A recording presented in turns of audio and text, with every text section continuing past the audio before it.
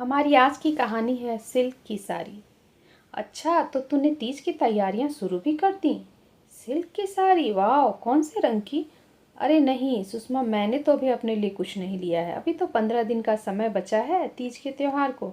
देखती हूँ मैं क्या लेना है। अच्छा चल, बाद में बात करती हूँ। यही कहकर नमिता ने फ़ोन कट कर दिया। तभी, अरे मैडम, तुम्हारी बातें ख़त्म हो गई हो तो शाम की चाय पिला दो। हॉल में बैठकर टीवी देख रहे पति देव ने आवाज़ लगाई। सहेली की सुंदर सिल्क की साड़ी को इमेजिन कर रही नमिता पतिदेव की चाय की मांग पर मन ही मन झल्ला उठी और बड़बड़ाते हुए किचन में जाकर चाय बनाने लगी।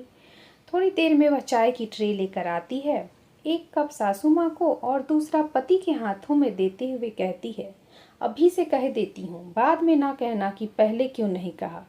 मैं इस बार तीज के त्योहार में सिल्क की साड़ी लूंगी। अरे पिछले कई सालों से मायके या यहाँ वहाँ के रिश्तेदारी में मिली साड़ियों से ही त्योहार निपटा रही हूँ, लेकिन इस बार मैं सिल्क की नई साड़ी लेकर के ही रहूँगी। ये कहकर नमिता राकेश को कुछ कहने का मौका दिए बिना ही चाय के कप समेटकर डिनर की तैयारी करने के लिए किचन में चली गई। राकेश ने प्रश्नवाचक निगाहों से माँ की ओर देखकर पूछा, इस नमिता को अचानक क्या हुआ? अरे होना क्या है, तीज का त्योहार नज़दीक आ रहा है। किसी सहेली ने अपनी शॉपिंग के बारे में बताया होगा। अब यह 2-4 दिन ऐसे ही बड़बड़ करेगी और जब साड़ियाँ खरीदने का समय आएगा तो घर के खर्चे गिनाकर अपने हाथ खुद ही पीछे खींच लेगी। कहते हुए माँ जी उठकर अपने कमरे में आराम करने चली गईं। लेकिन राकेश सोच में पड़ गया। सच ही तो कहती है माँ, नमिता हर बार परिवार की ज़रूरतों के आगे अपनी इच्छाओं की बलि देती आई है। 2 दिन के बाद ऑफिस जाते समय राकेश ने कहा कि नमिता आज शाम को तैयार रहना, मैं जल्दी आ जाऊंगा और तुम्हारे त्योहार की शॉपिंग करवा दूंगा। शॉपिंग? ठीक है, नमिता ने कहा। शाम को नमिता और राकेश मार्केट जाने के लिए जैसे ही तैयार हुए, बेटी ने कहा, माँ मेरी स्कूल यूनिफॉर्म छोटी हो रही है, टीचर ने नई लेने को कहा है। तभी उनका छोटा बेटा जो चौथी क्लास में पढ़ता था, मॉम मेरी वाइट शूज़ आपने कहा था ना इस महीने चेंज करवा। उसकी बात अधूरी ही रह गई क्योंकि उसके हाथों से टकराकर टेबल पर रखा दादी माँ का चश्मा गिरकर टूट गया। सॉरी मम्मा, मैंने जानबूझकर नहीं किया। बहू यह चश्मा रहने दे, अगले महीने बनवा लेना। अभी जिन कामों को लेकर बाजार जा रही है पहले वह पूरा कर ले। देखती हूँ माँ जी, कहकर नमिता ने चश्मा अपने पर्स में रख लिया। थोड़ी देर बाद बाजार में एक बड़े से साड़ी के शोरूम के शोकेस में लगी साड़ियों को नमिता निहार रही थी। पतिदेव अभी बाहर गाड़ी पार्क कर रहे थे। एक लाल रंग की पतली सुनहरे बॉर्डर और छोटी छोटी बूटियों वाली सिल्क की साड़ी पर उसकी नज़रें टिक गईं। उसने बाहर खड़े सेल्समैन से साड़ी का प्राइस पूछा, 9,000 रुपये।